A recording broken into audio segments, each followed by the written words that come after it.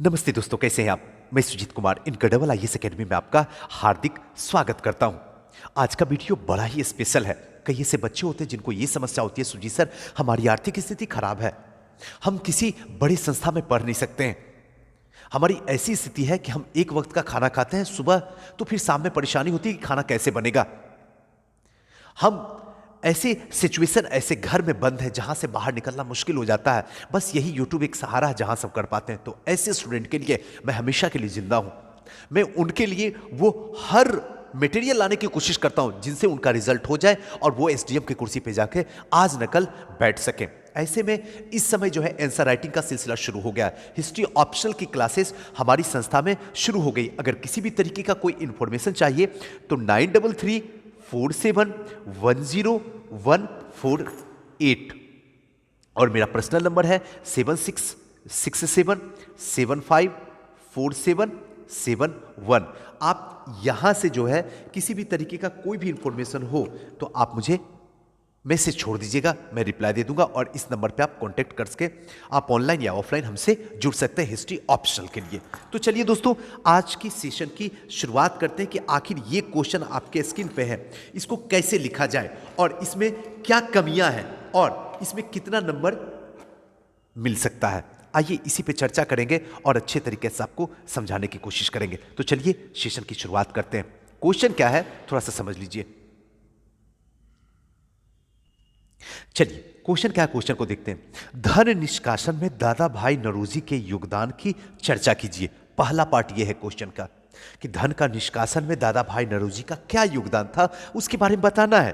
तथा उसके बाद दूसरा पार्ट क्वेश्चन का है, इसके परिणामों की समीक्षा कीजिए। यानी कि दो भागों में इस क्वेश्चन को लिखना है।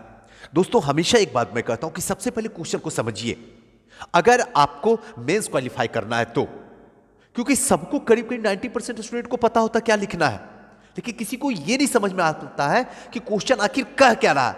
डिमांड कुछ और है, सप्लाई कुछ और दे रहे हैं, तो फिर गलत हो जाएगा और गलत होगा तो चाह के भी फिर आप रिटर्न नहीं ले सकते हैं, क्योंकि वहां पे टाइम बहुत इंपॉर्टेंट होता है। और जब आप लिखना शुरू कर देते हैं तो दिमाग एकदम सुन्न हो जाता है, कंटिन्यू लिखते चले जाते हैं। तो ऐसे कंडीशन में हमेशा क्वेश्चन को एक बार, दो बार, 1 मिनट ज्यादा दे दीजिए, 1 मिनट कम लिखिए, वो कबूल है, लेकिन क्वेश्चन में 1 मिनट ज्यादा देके क्वेश्चन को जरूर समझ लीजिए कि आखिर क्वेश्चन आपसे क्या क्या डिमांड कर रहा है और उसी के अकॉर्डिंग आपको सप्लाई करना है। क्लियर। अब देखिए इस कॉपी को देखते हैं, ये रोजी जी का कॉपी है। थोड़ा सा समझते हैं इन्होंने क्या क्या गलतियां की हैं जो आप कभी ना कर सकें, और इन्होंने जो अच्छी चीजें लिखी हैं वो चीज आप फॉलो करें। देखिए यहां पे लिखिए, सबसे पहले स्टार्टिंग ही कोटेशन से की है। हमारी प्रणाली की एक ऐसा स्पंज के रूप में कार्य करती है जो गंगा किनारे से प्रत्येक अच्छी वस्तु को सोख करके टेम्स, इंग्लैंड की नदी है, टेम्स के किनारे निचोड़ देती है। और ये कोटेशन है जॉन सुल्वान, अंग्रेज अधिकारी के। ये कोटेशन कभी भी स्टार्टिंग में भूमिका में तो लिखना भी गुनाह के बराबर है, क्योंकि अगर इस तरीके से लिख रहे हैं तो आप किताबी ज्ञान लिख रहे हैं और वहां पे चाहिए आपका अपना ज्ञान। आप किताब नहीं लिख रहे हैं, आप आंसर राइटिंग लिख रहे हैं। तो कभी भी कोटेशन से शुरुआत मत कीजिए। आप सोचिएगा कोटेशन से शुरुआत कर रहे हैं तो हमें ज्यादा नंबर मिलेगा, सामने वाला बेवकूफ नहीं बैठा हुआ है, वो समझेगा आप ओवर इंटेलिजेंट है, आपका नंबर खट से स्टार्टिंग में भूमिका गया तो सब कुछ चौपट हो जाएगा, वो सीधा एवरेज मार्क ले जाकर डाल देगा, आपका नहीं होगा इंटरव्यू कॉल। लिखवा कम से रख लीजिए। इसलिए कभी भी कोटेशन से मत शुरुआत कीजिए, कभी भी नहीं कीजिए। हाँ, भूमिका के बाद आप कभी भी कहीं भी कोटेशन डालिएगा, लेकिन कोटेशन जब भी डालिएगा तो पैराग्राफ बदलने के बाद ही डालिएगा। क्लियर। यहां पे ये इनकी गलती हुई है। अब देखिए ये भूमिका यहां से बांधना शुरू की है। आइए इनकी भूमिका को देखते हैं। ईस्ट इंडिया कंपनी को 1765 ईस्वी में बंगाल की दीवानी हो जाती है और तेजी से इसने देश के अन्य भागों में भी अपने चंगुल में लेकर आर्थिक और राजनीतिक रूप से शोषण करना शुरू कर दिया। 1765 जब इलाहाबाद की संधि, अब यहां पे ये क्या गलती की है, अगर 1765 की जगह पे थोड़ा सा ब्रैकेट करके इलाहाबाद की संधि लिख देती तो औरों से अलग हो जाता है आंसर। हाँ, समय जरूर लगता है, सोचने में समय लगता है, लेकिन इसी चीज को तो शुरुआत से हम बच्चों को सिखा रहे हैं। आप लोग अगर हमसे नहीं जुड़े हुए फिर भी आप समझिए, यहां जरूर लिखिएगा इलाहाबाद की संधि से बंगाल की दीवानी हो जाती है और फिर धीरे धीरे देश के अन्य भागों में अपने पैर या अपने चंगुल जो धीरे धीरे पसारना शुरू करते हैं आर्थिक और राजनीतिक में। क्लियर। अब आर्थिक और राजनीतिक देखिए ये कमाल क्या की है रोजी जी। आर्थिक क्यों लिखी है, क्योंकि ये अर्थव्यवस्था से जुड़ा हुआ ये मुद्दा है, तो इसलिए आर्थिक पहले लिखी। अगर अर्थव्यवस्था से ना होता तो ये राजनीति जरूर लिखती। शोषण करने लगा, जिसका मुख्य उद्देश्य था अधिक से अधिक धन को वसूल करके कहां पे भेजना था? इंग्लैंड को भेजना था, पीछे के रास्ते। अगर यहां पे एक लाइन और लिख देते कि अधिक से अधिक शोषण करके पीछे के रास्ते से इंग्लैंड को भेजना था धन को। क्लियर? ये हुआ एग्जैक्ट भूमिका। क्लियर? अब देखिए आगे आते हैं। धन का निष्कासन समान अर्थशास्त्री परिभाषा में जब किसी देश का व्यापार संतुलन प्रतिकूल अवस्था में हो तो ऐसी स्थिति में धन निष्कासन का कारण होता है। इन्होंने धन निष्कासन के अर्थ बता दिया, मीनिंग बता दिया। क्लियर? भूमिका के बाद मीनिंग यानी बॉडी वाला पार्ट में आके इन्होंने बताया और बड़ी खूबसूरती से बताया। और एक बात और मैं बता दूं इनके बारे में, क्योंकि जो जैसा रहेंगे उनके बारे में हमेशा आपको दिल खोल की ईमानदारी से बता दूं, ये ऑलरेडी 2 बार मेंस लिख चुके हैं और हर बार इनका 2 से 3 नंबर से मेंस छूट जाता है। इस बार भी जो है 65th इनका 3 नंबर से मेंस छूटा था। क्लियर है? लेकिन इनका हिस्ट्री ऑप्शन में हमेशा अच्छा मार्क्स रहता है। इस बार भी आई थिंक 180 के आसपास इनका मार्क्स था। खैर चलिए आगे चलते हैं। भारत के संदर्भ में धन और वस्तुओं को लगातार इंग्लैंड में हस्तांतरित हो रहा था, लेकिन भारत को इसके बदले में कुछ भी प्राप्त नहीं हो रहा था। नेक्स्ट पॉइंट देखिए। ब्रिटेन द्वारा भारत के कच्चे माल और धन का निरंतर लूट को दादा भाई नौरोजी और एमजी रनाडे जैसे राष्ट्रवादियों ने लोगों को इससे अवगत कराया और धन के निष्कासन के सिद्धांत को दुनिया के सामने लाया, हिंदुस्तान के सामने लाया। अब यहां पे एक चीज दिक्कत हुआ, यहां दादा भाई नौरोजी लिखी है तो इसको अंडरलाइन कीजिए, एमजी रनाडे लिखे तो इसको अंडरलाइन कीजिए, ताकि आपको पता चल जाए कि इन दोनों के बारे में बता रहे हैं और एग्जामिनर जब कॉपी चेक करे तो वो दोनों का बात आ जाए तो हो सकता क्या होगा ही, वो थोड़ा सा 1-2 नंबर ज्यादा बढ़ा के देगा। वो समझेगा कि आप इंडिकेट करें, एग्जामिनर को बता रहे हैं कि ये दोनों व्यक्ति जो है धन के निष्कासन में इनका प्रमुख योगदान है, जिनको अंडरलाइन करके हम आपको समझा रहे हैं। दादा भाई नौरोजी के द्वारा property of un British rule in India में प्रतिपादित धन निष्कासन के सिद्धांत में आरसी दत्त का एक नया आयाम जोड़ते हुए the economic history of India के रूप में प्रस्तुत किया। कितनी शानदार तरीके से यहां पे प्रस्तुत किया गया। जब आप पढ़ना अब्रॉड में शुरू कीजिएगा ना तो ये चीजें खिल के निकल के बाहर सामने आएगी। और ऐसा नहीं है कि ये कॉपी अगर रोजी जी लिखे तो एक्स्ट्राऑर्डिनरी लिखी, एकदम सिंपल लैंग्वेज में लिखी है कि कोई भी व्यक्ति आसानी से पढ़ सकता है, सीख सकता है, समझ सकता है। और वहां पे आयोग को बस सिंपल लैंग्वेज चाहिए, उसको हाई फाई नहीं चाहिए। हाई फाई को उठा के सड़क पे फेंक देता बेरोजगार के लिए। जो खूब ज्ञानी है वो सड़क पे बेरोजगारी की तरह घूम रहा है, जाकर देख लीजिए। और जो बस सिंपल लैंग्वेज में बात करता, सिंपल लैंग्वेज में समझाने की कोशिश करता, सिंपल लैंग्वेज में पढ़ता, वो सिलेक्ट हो रहा। कल भी हो रहा, आज भी हो रहा, आगे भी होगा, देख लीजिएगा। नेक्स्ट पैराग्राफ बदले, उसके बाद देखिए क्या लिखे। इसमें ब्रिटिश सरकार के द्वारा भारतीय धन को लूट को 3 चरणों में विभाजित किया। क्या शानदार तरीके से शब्दों का प्रेजेंटेशन की है। देखिए 3 चरणों में किया, जो इस प्रकार है। प्रथम चरण जो है वाणिज्यवादी चरण, जो 1757 से लेकर 1813 का टाइमिंग दे दिया है। दूसरा चरण जो है औद्योगिक पूंजीवाद का चरण है, जो कि 1813 से 1857 तक का टाइम दिया गया है। और तृतीय चरण जो है 1857 से लेकर 1947 तक का, यानी भारत को जो है 1757 से, यानी सीधा सा मतलब है अगर देखा जाए तो 1757 पलासी का युद्ध, पलासी के युद्ध से लेकर 1947 तक, यानी कि देश की आजादी तक के पूरे खाका को यहां पे 3 भागों में विभाजित। आइए इसके प्रथम चरण को देखते हैं, 1757 से 1813। इस चरण में ब्रिटिश सरकार का मुख्य उद्देश्य है व्यापार पर एकाधिकार स्थापित करना, व्यापार पे पूरे तरीके से अपना अधिकार स्थापित कर लेना है और भारतीय व्यापार के लिए ब्रिटेन से लाए जाने वाले धन को बंद करना। और जो धन ब्रिटेन से इंडिया में आ रहा है और इंडिया से कच्चे माल को खरीद के ब्रिटेन भेजा जा रहा है, अब वहां से जो धन आ रहा है उसको बंद करने का सीधा सा उद्देश्य है। समझ में आ रहा होगा? आइए आगे चलते हैं। द्वितीय चरण में इनका क्या है, एक एक चरण को डिफाइन की है। द्वितीय चरण जो है यहां पे 1813 से लेकर 1857 है। ब्रिटेन में औद्योगिक क्रांति के बाद 1813 ईस्वी में एक अधिनियम पारित करके कंपनी के व्यापारिक एकाधिकार को समाप्त कर दिया गया। 1813 में एक अधिनियम पारित किया गया और कंपनी का एकाधिकार को पूरी तरीके से समाप्त कर दिया गया और भारतीय व्यापार वाणिज्य को पूरे ब्रिटिश नागरिक के लिए खोल दिया गया।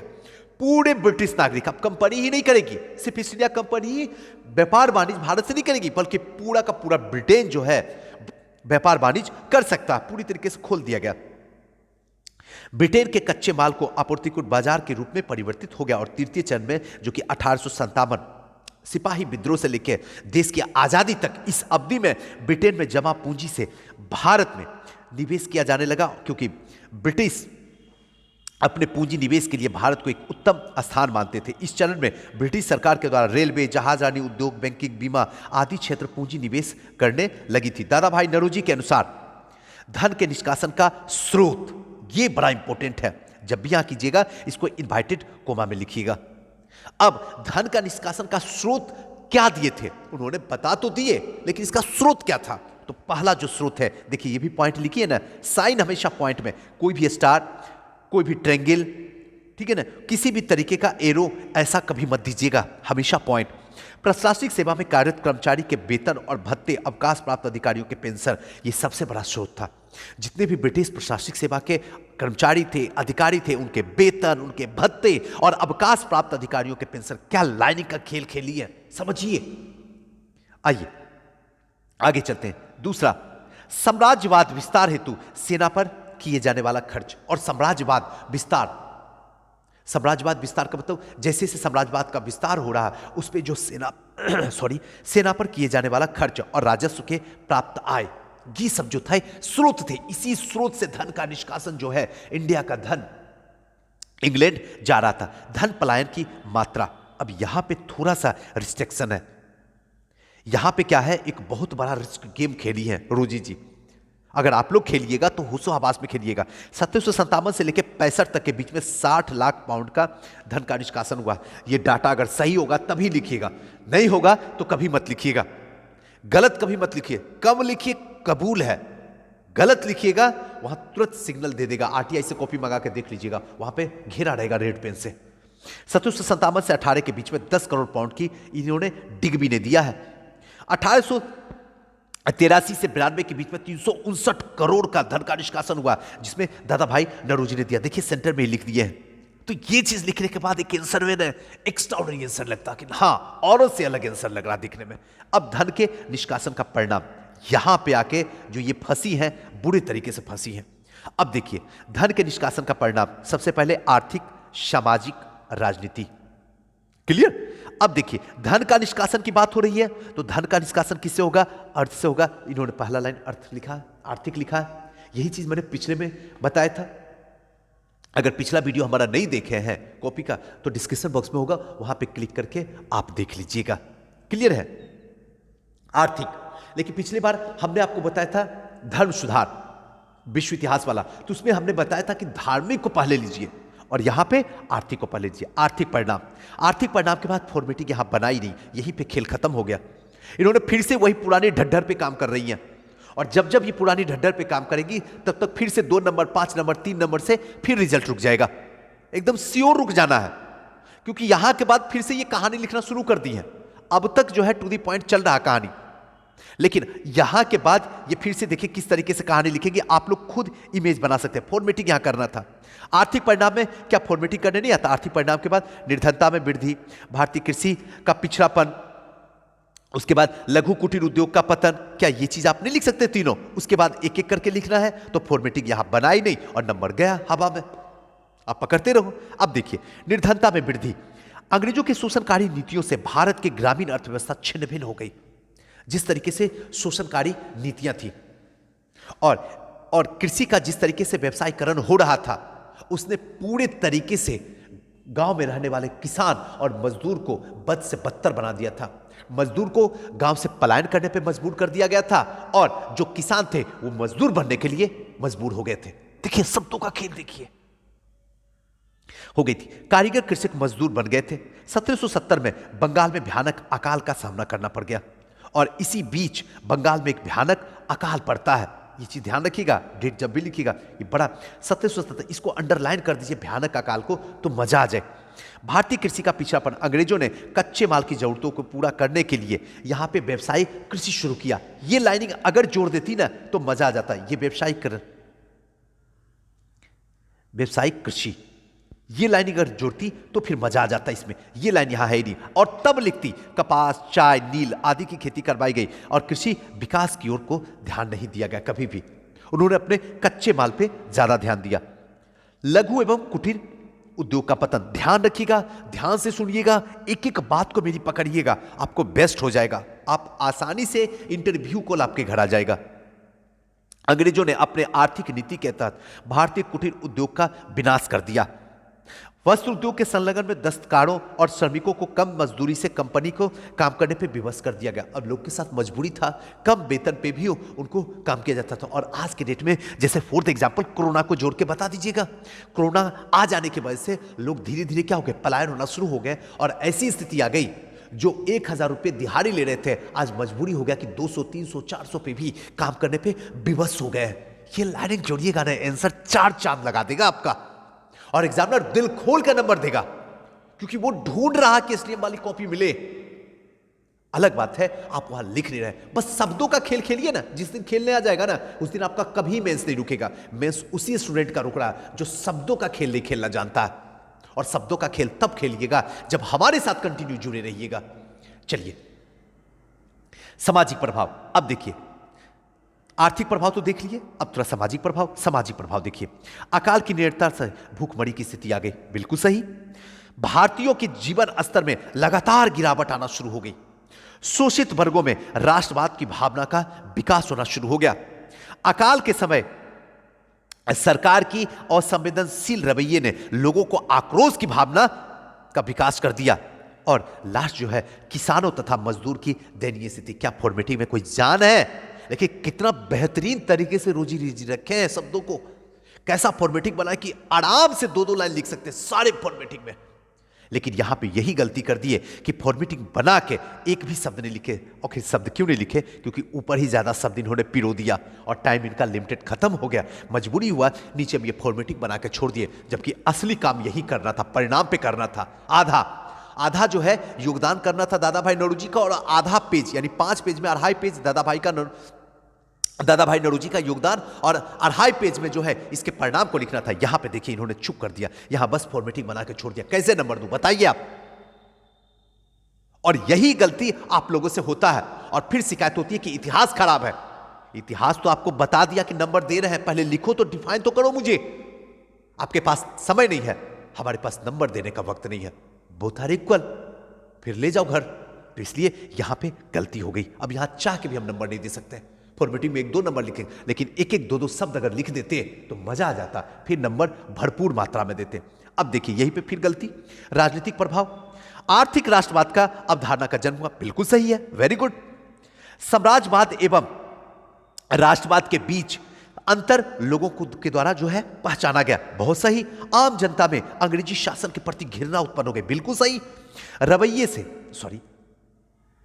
अकाल के समय सरकार के असंवेदनशील एक सेकंड, ये दूसरा वाला पॉइंट है। यहां पे आम जनता में अंग्रेजों के शासन के प्रति घृणा हो गई। इन्होंने ये तीनों पॉइंट लिखे, लेकिन इन तीनों पॉइंट को वो डिफाइन नहीं कर पाए, बस फॉर्मेटिंग में लिख के छोड़ दिए। और फिर लास्ट में इन्होंने, यहां देखिए हम लिख दिए हैं, राजनीतिक स्तर पर कुछ लिखिए, नहीं लिखे हैं। आगे देखिए यहां भी मैंने लिख दिया हूं, प्रत्येक बिंदु पर कुछ शब्दों का प्रयोग कीजिए, बिल्कुल एक भी नहीं है। आप कहीं भी आप आके देख लीजिए, चाहे राजनीतिक वाला मुद्दा हो या सामाजिक वाला मुद्दा हो, कहीं नहीं है। मैं किस आधार पर इनको नंबर दूं? और इनका नंबर जो मिला है, आप देख के आपके तोते उड़ जाएंगे कि सुजीत सर ऐसे आप कैसे कर देते हो? ऐसा मैं क्या कर रहा हूं, ऐसा है ही है, आप खुद देख लो। अब देखिए इन्होंने जो निष्कर्ष लिखा उन पे आपको चर्चा करते हैं। अतः यह कहा जा सकता है कि अंग्रेजों के द्वारा धन के निष्कासन से भारत का इतना आर्थिक शोषण किया गया कि स्वतंत्रता के बाद भी स्थिति सुधारने में कई दशक लग गए। इसमें कोई दम ही नहीं है, कोई दम नहीं है। 1 से 2 नंबर, अगर 5 नंबर का है तो 1 नंबर का बस है, कुछ है ही नहीं, कुछ लग ही नहीं रहा। लग रहा है कि बाहर में कोई रिक्शा ठेला चलाने वाला हो, वो लिखा हुआ हो। ये है ही नहीं कंक्लूजन। कंक्लूजन होना कैसे चाहिए आपको मैं बताता हूं। देखिए कंक्लूजन एक बार जरा देख लीजिए। अतः यह कहा जा सकता है कि अंग्रेजों के द्वारा धन का निष्कासन ने जहां भारत को कई साल पीछे ढकेल दिया, वहीं राष्ट्रवाद के जन्म ने लोगों के अंदर अपने अधिकार के लिए जागरूकता पैदा कर दिया। देखिए शब्दों का खेल कैसे खेला गया। कौन सा शब्द हम खेले? कोई एक्स्ट्राऑर्डिनरी काम किए कुछ नहीं किए, बस शब्दों का खेल किए। अब आप देखिए ये निष्कर्षण क्या बताएगा। यह निष्कर्षण यह भी बताता है कि आर्थिक शोषण की वजह से भारत जहां कई साल पीछे चला गया, कई साल है, अब आयोग जांचते रहो, 100 साल बोलोगे तब भी मेरा सही, 200 साल बोलोगे तब भी मेरा सही है, कई साल मैंने इंडिकेट कर दिया, मैं साल नहीं बोला 100-200 साल, सीधा कई साल बोल दिया, चला गया। और दूसरे लाइन में क्या मैं बता रहा हूं कि धीरे धीरे लोगों के अंदर राष्ट्रवाद की भावना जागृत कर दिया, और जब राष्ट्रवाद हो जाएगा तो लोग अच्छे और बुरे की पहचान करना शुरू कर देंगे, लोग अपने हक की बात करना शुरू कर देंगे, और ऐसे करते करते धीरे धीरे जो है हमारा देश सुदृढ़ होना शुरू हो जाएगा, लोगों के अंदर जागरूकता पैदा हो जाएगी। ये रहा निष्कर्ष आज के क्वेश्चन। अब थोड़ा सा चर्चा जो है इनकी कमियों पे कर देते हैं। शुरुआत में कभी भी कोटेशन ना डालें, इंपॉर्टेंट वर्ड को अंडरलाइन जरूर करें जो आप किए नहीं है, फॉर्मेटिंग अवश्य बनाएं। कई जगह है जहां पे फॉर्मेटिंग नहीं है, आर्थिक में आप जाके देख लीजिए रोजी जी, आपने फॉर्मेटिंग नहीं बनाया, और जहां फॉर्मेटिंग नहीं बनाया वहां डिस्कशन किया है। वही सामाजिक और राजनीतिक में आपने फॉर्मेटिंग बनाया लेकिन डिस्कशन नहीं किया, कितनी बड़ी गलती आप करके आए हैं। और तीसरा, अशुद्धियों पे ध्यान रखिए, कई जगह जो है अशुद्धि भी है, तो इसलिए लिमिटेशन में लिखिए। अगर क्वेश्चन 2 भाग में पूछ रहा है तो अढ़ाई पेज में आप लिखने के लिए टारगेट बना लीजिए कि इसी अढ़ाई पेज में मुझे कंप्लीट करना, और फिर इसी अढ़ाई पेज में उसके दूसरे पार्ट को कंप्लीट करना, तभी आप लिख पाइएगा और तभी हिस्ट्री में नंबर आएगा। हिस्ट्री एवरग्रीन था, है, रहेगा, हिस्ट्री से हमेशा अच्छे नंबर आए हैं, हमेशा अच्छा नंबर आएगा। बस एक बार आपको पता चल जाए कि आखिर लिखा कैसा जाए, और यहां पे इनका नंबर जो है सिर्फ 19 नंबर है, इससे ज्यादा के लायक की कॉपी है भी नहीं मेरे नजर में। हो सकता है आपके नजर में ज्यादा हो तो यह आपकी है, लेकिन मेरे नजर में सिर्फ ये 19 नंबर है, और हम वही काम करेंगे जिससे रोजी जी का रिजल्ट आ सके, या किसी अमित का, सुमित का, प्रिया का, लवली का रिजल्ट आ सके। मैं कभी ऐसा काम नहीं करूंगा खूब नंबर देके लोगों को या यूट्यूब के लोगों को पूरा मोटिवेट कर सकूं, ओ माय गॉड देखो तो सुजी सर कितना नंबर देते हैं अपने बच्चों को, ऐसा कभी नहीं है। हम अपने बच्चे को तो और कम नंबर देते हैं ताकि और बेहतर वो कर सके। तो चलिए दोस्तों, फिर किसी नेक्स्ट वीडियो मिलते हैं, तब तक के लिए हंसते रहिए, मुस्कुराते रहिए, खुश रहिए, नमस्कार।